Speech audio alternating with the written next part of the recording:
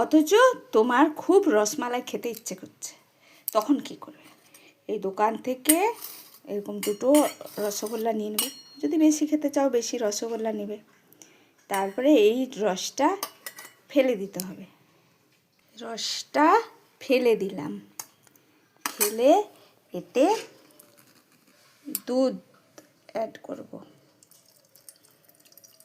মানে রস ফেলে দিলেও যেহেতু রসগোল্লাটা খুব মিষ্টি, তাহলে একটু দুধের সর দিয়ে দেবো, একদম ক্ষীরের মতো লাগবে।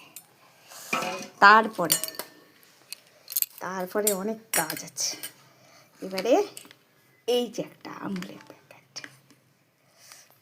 এই পুরো প্যাকেটটা দিয়ে দেবো।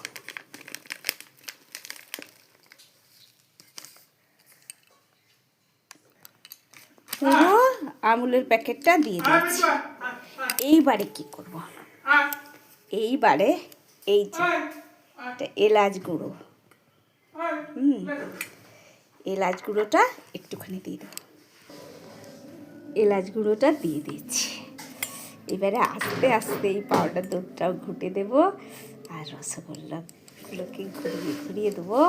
তারপর রসগোল্লাগুলো একটু কেটে ফেলবো, যাতে ভেতরে এই পাউডার দুধের স্বাদটা লাগে।